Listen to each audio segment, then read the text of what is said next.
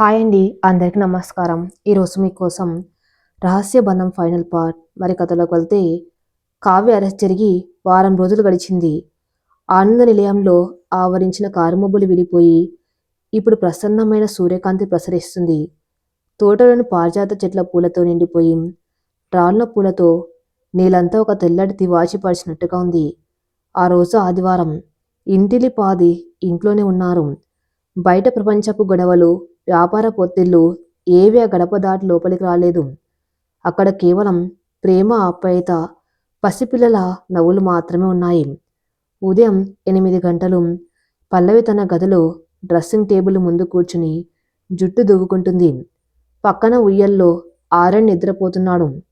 గత్తలుపు చాటున స్నిగ్ధ నిలబడి లోపలికి రావాలా వద్దా అన్నట్లు తొంగి చూస్తుంది. పల్లవి అద్దంలోంచి స్నిగ్ధను గమనించింది. ఆమె పెదవుల మీద చిరునవ్వు వెలిసింది. వెనక్కి తిరిగి, స్నిగ్ధ, ఎందుకు అక్కడ నిలబడ్డావు తల్లి? లోపలికి రా అని పిలిచింది.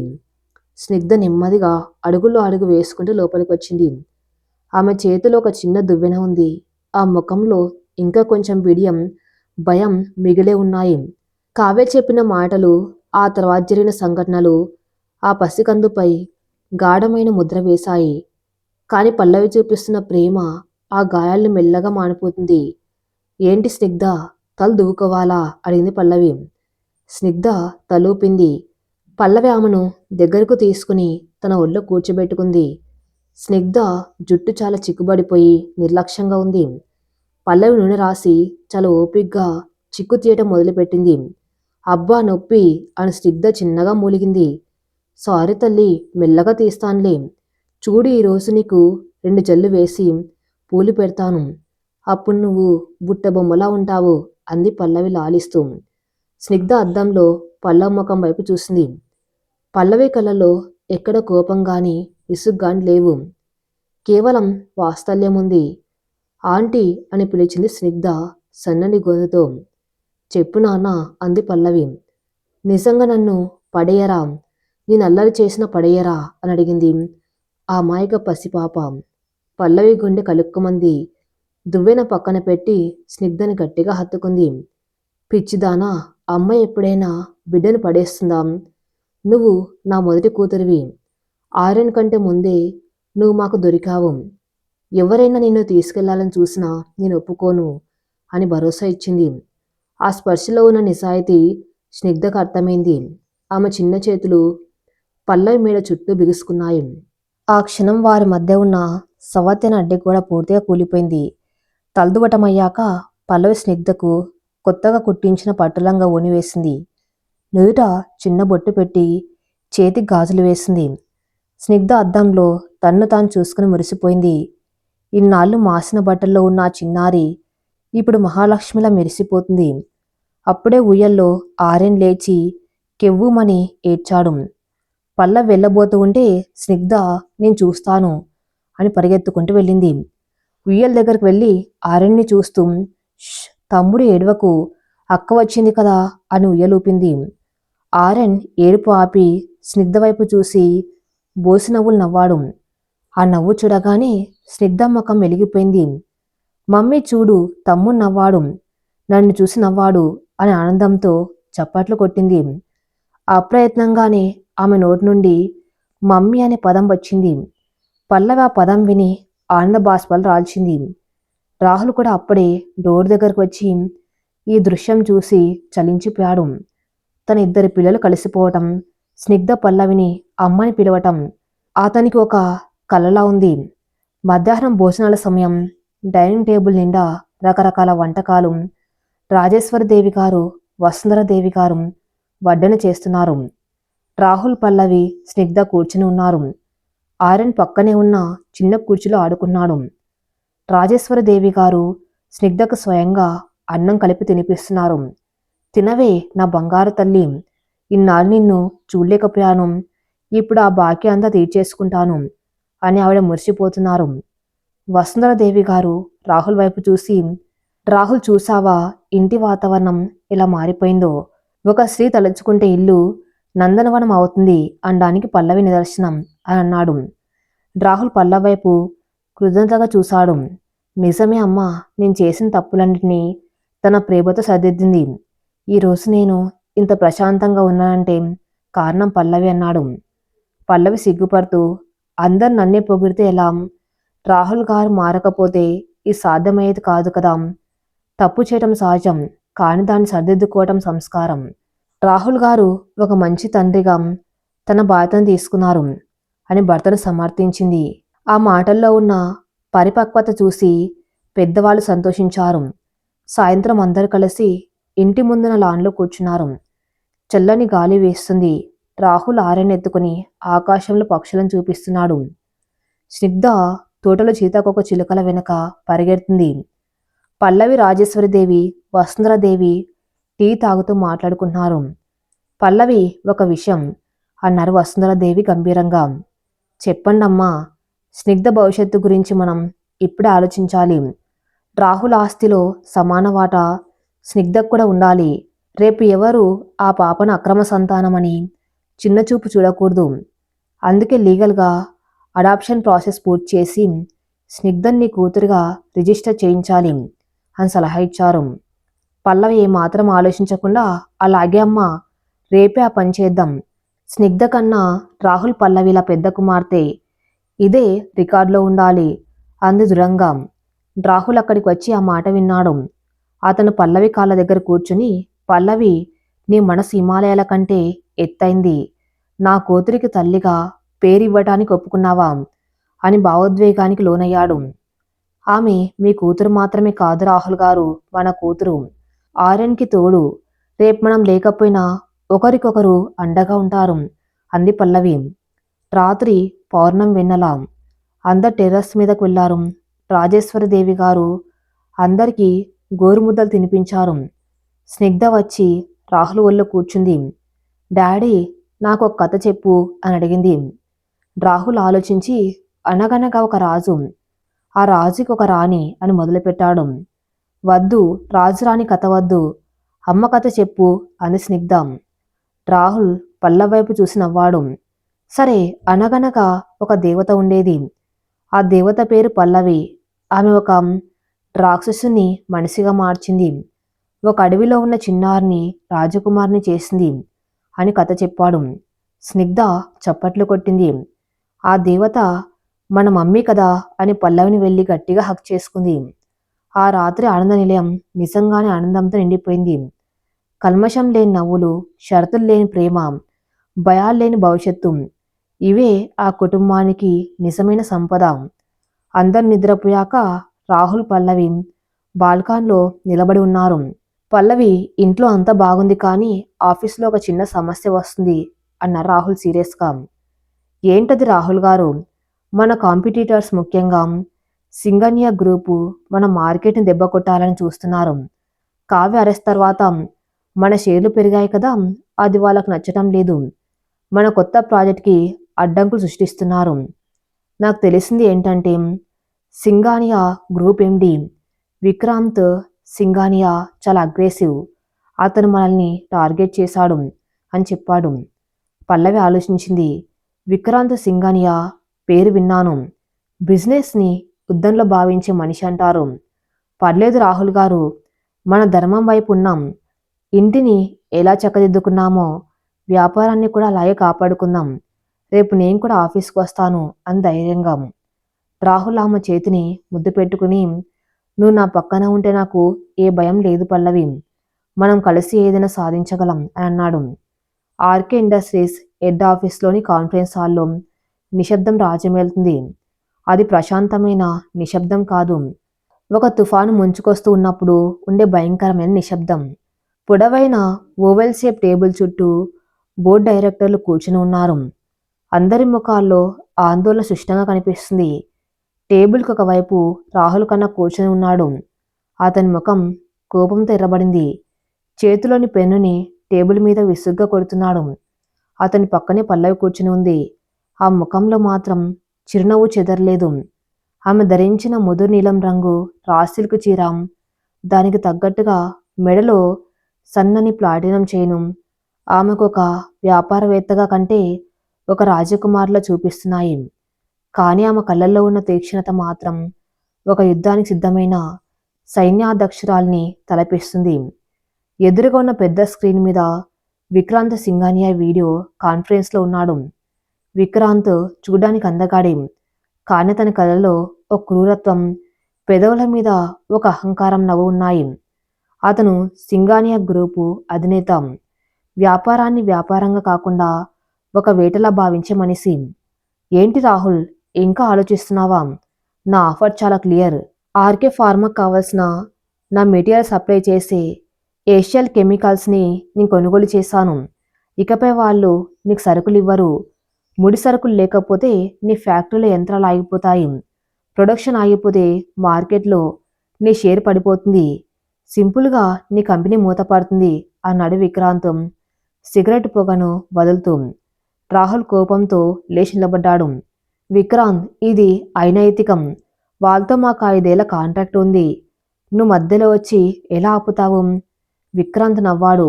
రాహుల్, బిజినెస్లో నీతి నిజాయితీ అనేవి ఓడిపోయిన వాళ్ళు చెప్పే సాకులు. నేను ఆ కంపెనీని కొన్నాను. ఇప్పుడు ఓనర్ని నేను. నాకు నచ్చిన వాళ్ళకే సరుకులు అమ్ముతాను. నీకు సరుకులు కావాలంటే ఆర్కే ఫార్మాలో 40% వాటా నాకు రాయిద్దు. అప్పుడు ఆలోచిస్తాను అని బ్లాక్మెయిల్ చేశాడు. హాల్లోని డైరెక్టర్లు గుసగుసలాడారు. 40% వాటా ఇస్తే కంపెనీ మీద రాహుల్ పట్టుపోతుంది. ఇవ్వకపోతే ఫ్యాక్టరీ మూతపడుతుంది. ఇదొక ఇరకాట పరిస్థితి. రాహుల్ నిస్సహాయంగా పల్లవైపు చూశాడు. చూసావా పల్లవి, వీడు మనల్ని కార్నర్ చేశాడు అని అన్నాడు. అప్పటి వరకు మౌనంగా ఉన్న పల్లవి మెల్లగా లేచి నిలబడింది. ఆమె స్క్రీన్ వైపు నడిచింది. నమస్కారం విక్రాంత్ గారు అంది ప్రశాంతంగా. విక్రాంత్ ఆమెను చూసి వెకిలిగా నవ్వాడు. ఓ మిసెస్ పల్లవి, రాహుల్ కన్నా ఇంటి దగ్గర వంటగది చూసుకోవాల్సిన గృహిణి. బోర్డ్ రూమ్లోకి వస్తే ఇలాగే ఉంటుంది. సమస్య అర్థం కాక నమస్కారాలు పెడుతున్నారు. అమ్మాయి, ఇది కిచెన్ కాదు, కార్పొరేట్ వార్. మీ ఆయనకి దిక్కు తోచటం లేదు, నువ్వేం చేస్తావు అని హేళన చేశాడు. పల్లవి ముఖంలో చిరునవ్వు చెదరలేదు. విక్రాంత్ గారు, వంటిల్లు అనేది ఒక చిన్న రసాయన ప్రయోగశాల. అక్కడ ఉప్పు కారం ఏ పాలలో కలపాలో తెలిసిన స్త్రీకి బిజినెస్లో లాభ నష్టాలు ఎలా బ్యాలెన్స్ చేయాలో తెలియదనుకోవటం మీ అజ్ఞానం. అయినా మీకు ఒక విషయం చెప్పాలి. మీరు ఏషియన్ కెమికల్స్ని కొన్నారు, కంగ్రాట్స్. కానీ మీరు కొన్నది కేవలం భవనాన్ని, యంత్రాలను మాత్రమే అంది పల్లవి. విక్రాంత్ నవ్వు ఆగిపోయింది. అంటే? పల్లవి తన చేతిలోని ఒక ఫైల్ని కెమెరా వైపు చూపించింది. ఇదిగోండి, గ్రీన్ లీఫ్ ఆర్గానిక్స్తో ఆర్కే ఫార్మా చేసుకున్న కొత్త ఒప్పందం. మీరు ఏషియన్ కెమికల్స్ని కొనుగోలు చేస్తున్నారని మాకు వారం ముందే ఒప్పందింది. అందుకే ఆ కంపెనీలోని చీఫ్ కెమిస్ట్లని, సప్లయర్స్ని మేము ముందే హైర్ చేసుకున్నాం. వాళ్ళిప్పుడు మా సొంత అనుబంధ సంస్థ గ్రీన్ లీఫ్ ద్వారా మాకు సరుకులు అందిస్తారు. అంతేకాదు, మీరేదో 40% వాటా అడిగారు కదా. పాపం, మీరు కొన్న ఏషియన్ కెమికల్స్కి ఇప్పుడు ఆర్డర్ లేవు. ఎందుకంటే దానికి మేమే అతిపెద్ద క్లయింట్స్. ఇప్పుడు మేము మానేశాం కాబట్టి మీ కొత్త కంపెనీ రేపటికల్లా నష్టాల్లోకి వెళ్తుంది అని చాలా కూల్గా బాంబు పేల్చింది. హాల్లో డైరెక్టర్లు ఆశ్చర్యపోయారు. రాహుల్ కూడా షాక్ అయ్యాడు. పల్లవి, ఇది ఎప్పుడు చేశావు అని అడిగాడు. పల్లవి రాహుల్ వైపు తిరిగి, మీ టెన్షన్లో ఉన్నప్పుడు నేను వసుంధర అమ్మగారితో మాట్లాడి ఈ ప్లాన్ వేశాను రాహుల్. శత్రువు దాడి చేసే వరకు ఆగకూడదు. వాడు కత్తి దుయ్యకముందే మనం డాలు సిద్ధం చేసుకోవాలంది. స్క్రీన్ మీద విక్రాంత్ ముఖం మాడిపోయింది. చేతిలోని సిగరెట్ని యాస్ట్రేలో గట్టిగా నలిపేశాడు.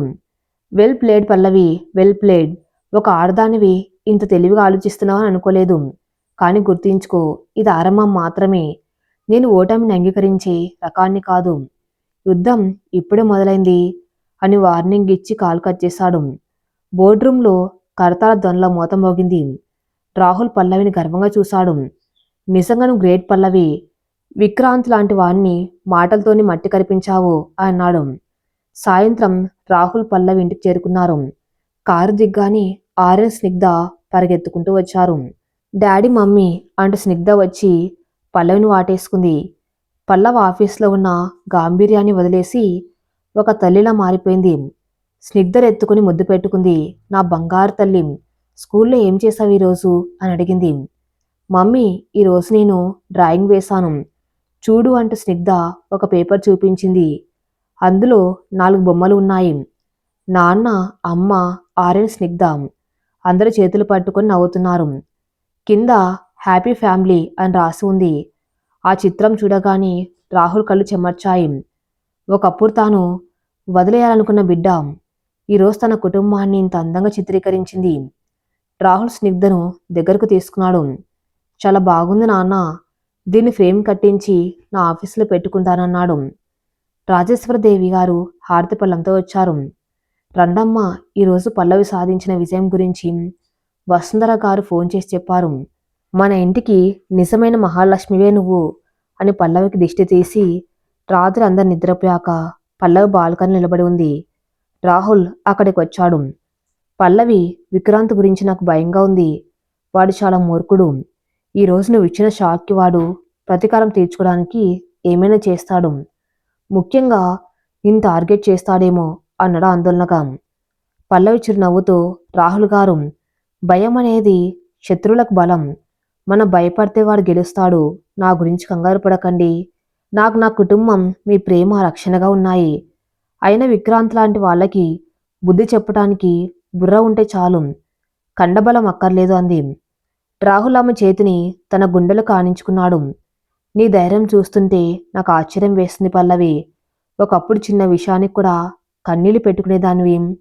ఇప్పుడు ఇంత పెద్ద సమస్యను చిటికలో పరిష్కరించావు. ఈ మార్పు ఎలా సాధ్యం? కష్టాలు మనిషిని రాటుదేలుస్తాయి రాహుల్ గారు. ముఖ్యంగా ఒక తల్లి తన బిడ్డల కోసం దేన్నైనా ఎదిరిస్తుంది. నా పిల్లలకు, నా భర్తకు రక్షణగా ఉండటమే నా లక్ష్యం అంది పల్లవి. అదే సమయంలో విక్రాంత్ తన ఫామ్ హౌస్లో మందు తాగుతూ రగిలిపోతున్నాడు. పల్లవి చేతిలో ఓటమి అతను జీర్ణించుకోలేకపోతున్నాడు. ఒక ఆడది, అది రాహుల్ భార్య, నన్ను ఓడిస్తుందా? దీనికి మూల్యం చెల్లించుకోవాలి అని అరుస్తున్నాడు. అతని పిఏ ఒక ఫోటో చూపించాడు. సార్, బిజినెస్లో వాళ్ళని దెబ్బకొట్టడం కష్టం. వసుంధరాదేవి సపోర్ట్ ఉంది. కానీ పల్లవికి ఒక బలహీనత ఉంది, ఆమె గతం అన్నాడు. విక్రాంత్ ఆసక్తిగా చూశాడు. గతమా? అవును సార్. పల్లవిది ఒక సాధారణ మధ్యతరగతి కుటుంబం. ఆమె తండ్రి ఒకప్పుడు మన ఫ్యాక్టరీలో గుమాస్తాగా పనిచేశాడు. ఆ విషయం ఆమెకు కూడా తెలియకపోవచ్చు. అప్పట్లో అక్కడ జరిగిన ఒక దొంగతనం కేసులో ఆమె తండ్రి మీద నిందపడింది. ఆయన అవమానంతో చనిపోయారు.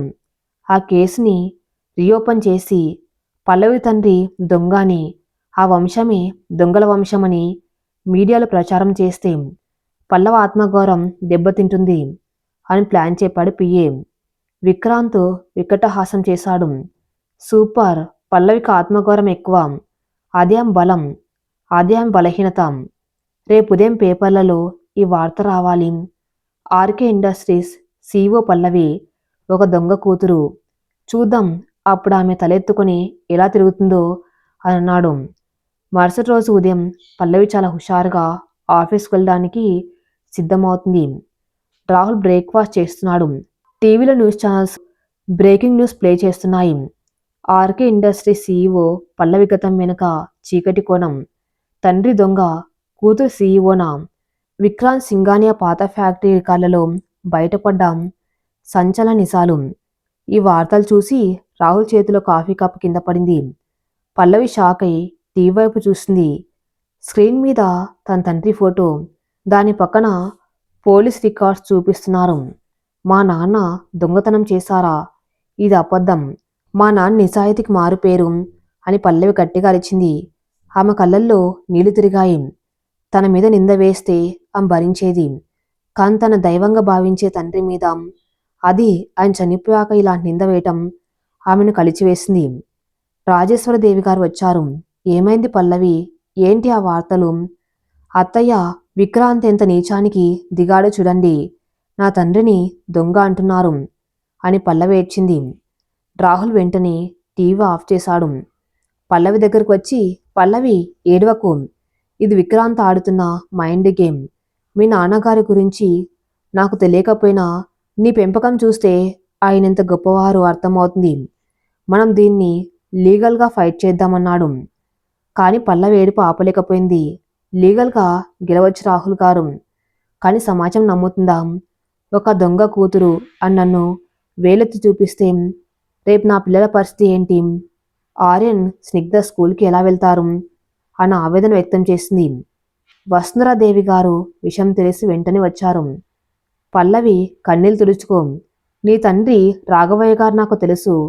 ఆయన మా గ్రూప్లో చేరకముందు సింగానియా ఫ్యాక్టరీలో పనిచేశారు. ఆయన చాలా నిజాయితీపరుడు. అప్పట్లో విక్రాంత్ తండ్రి చేసిన అవినీతిని బయటపెట్టడానికి ప్రయత్నించినందుకు ఆయన మీద దొంగతనం నేరం మోపి బయట గెంటేశారు.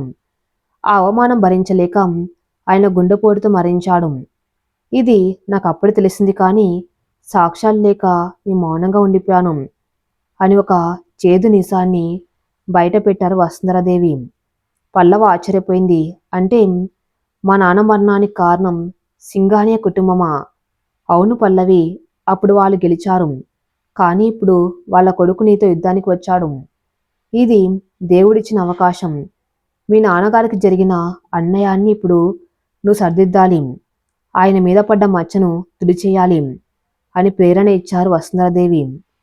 పల్లవి కళ్ళల్లో ఇప్పుడు దుఃఖం లేదు, ఒక పట్టుదల వచ్చింది. తండ్రి పరువుని కాపాడడం కూతురి బాధ్యత.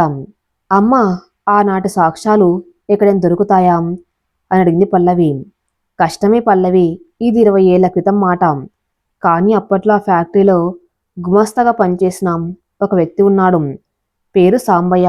ఆయనకు నిజం తెలుసు, కానీ భయంతో ఊరు వదిలి వెళ్ళిపోయాడు. ఆయన ఇప్పుడు ఎక్కడున్నాడో కనుక్కుంటే మనకు సాక్ష్యం దొరుకుతుంది అన్నారు వసుంధరాదేవి. రాహుల్ వెంటనే రంగంలోకి దిగాడు. తన ప్రైవేట్ డిటెక్టివ్స్ ద్వారా సాంబయ్య ఆచూకీ కోసం ప్రయత్నించారు. 2 రోజుల తర్వాత సమాచారం వచ్చింది. సాంబయ్య ఒక మారుమూల గ్రామంలో వ్యవసాయం చేసుకున్నాడు. పల్లవి సాంబయ్య అడ్రస్ దొరికింది. మనం ఇప్పుడే వెళ్దాం అన్నారు రాహుల్. నేను కూడా వస్తాను రాహుల్ గారు అంది పల్లవి. ఇద్దరు కారులో ఆ గ్రామానికి బయలుదేరారు. అయితే విక్రాంత్కి కూడా ఈ విషయం తెలిసింది. అతని గూఢాచారులు రాహుల్ని ఫాలో అవుతున్నారు. వాళ్ళు సాంబయ్య దగ్గరికి వెళ్తున్నారు. సాంబయ్య నోరు విప్పితే మా నాన్న చేసిన ఫ్రాడ్ బయటపడుతుంది, నా పరువు పోతుంది, వాళ్ళు ఆ ఊరు చేరకూడదు, దారిలోనే యాక్సిడెంట్ చెయ్యండి అని విక్రాంతన్ రౌడీలకు ఆర్డర్ వేశాడు. రాహుల్ కారు కొండ ప్రాంతం గుండా వెళ్తుంది. మలుపులు ఎక్కువగా ఉన్నాయి. వెనక ఒక పెద్ద ట్రక్ వేగంగా వస్తుంది. రాహుల్ మిర్రర్లో చూశాడు. పల్లవి ఆ ట్రక్ మనల్ని వెంబడిస్తున్నట్టు ఉంది అన్నాడు. పల్లవి వెనక్కి తిరిగి చూసింది. ఆ ట్రక్ డ్రైవర్ ముఖం కండువాత కప్పుకొని ఉంది. అతను కావాలని కారును ఢీకొట్టడానికి దగ్గరగా వస్తున్నాడు. రాహుల్ గారు స్పీడ్ పెంచండి అని అరిచింది పల్లవి. రాహుల్ యాక్సిలేటర్ తొక్కాడు. కారు గాల్లో దూసుకెళ్తుంది.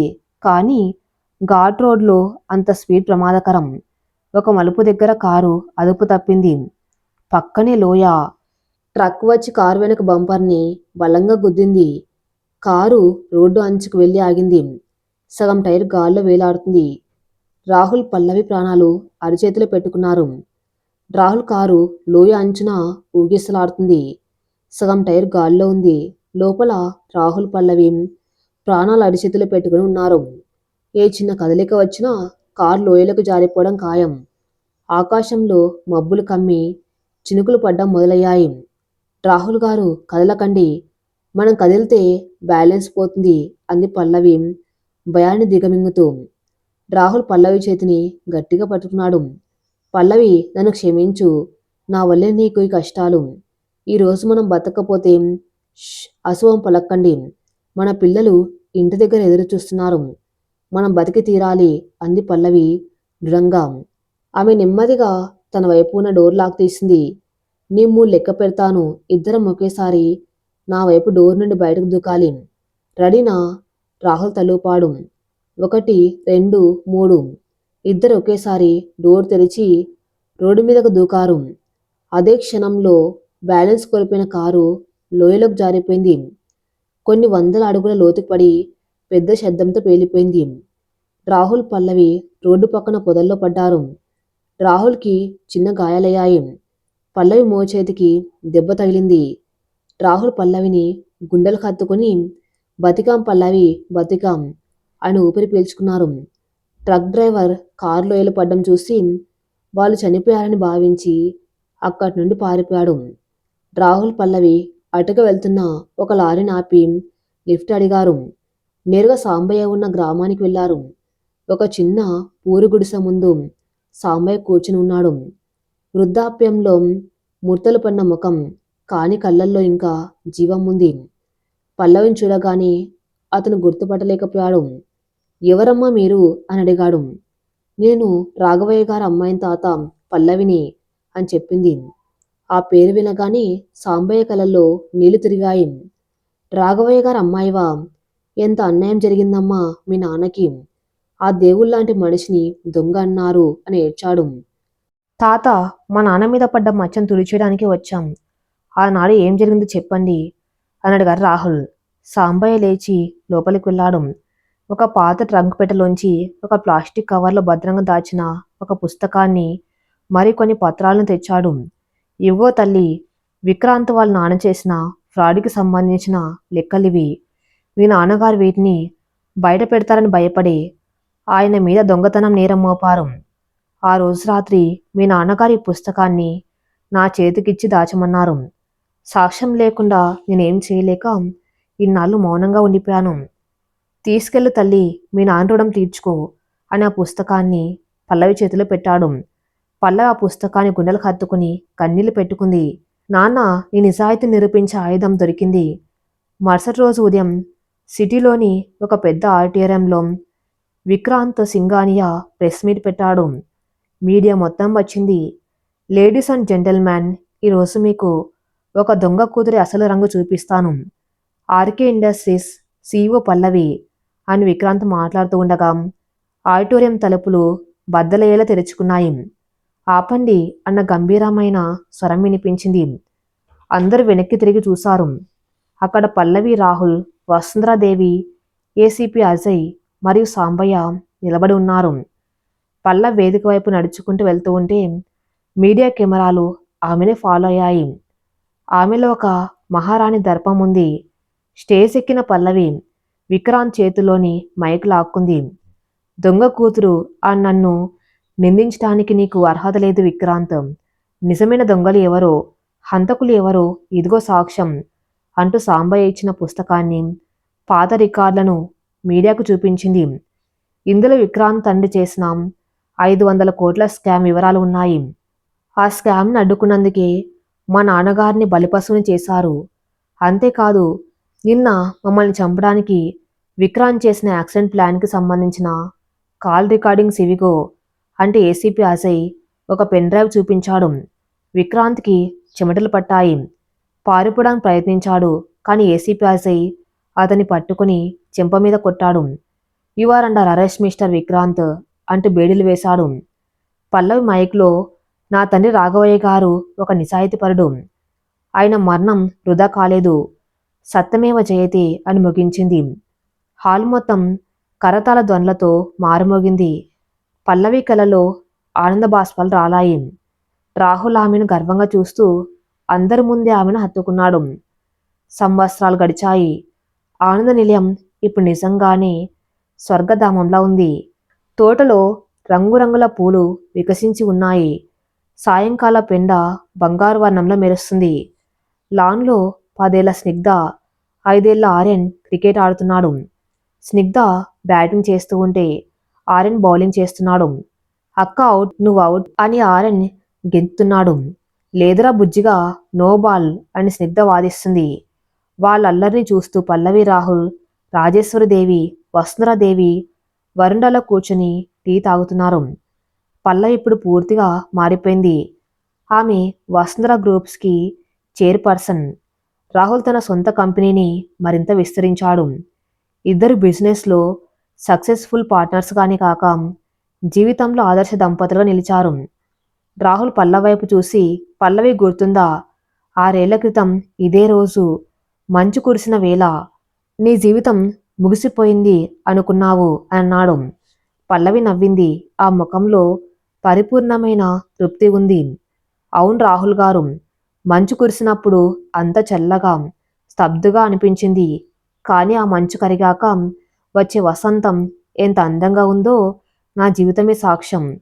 ఆ మంచు నా కన్నీళ్లు అనుకుంటే ఈరోజు కురుస్తున్నది ఆనందపు జల్లులు అనేది.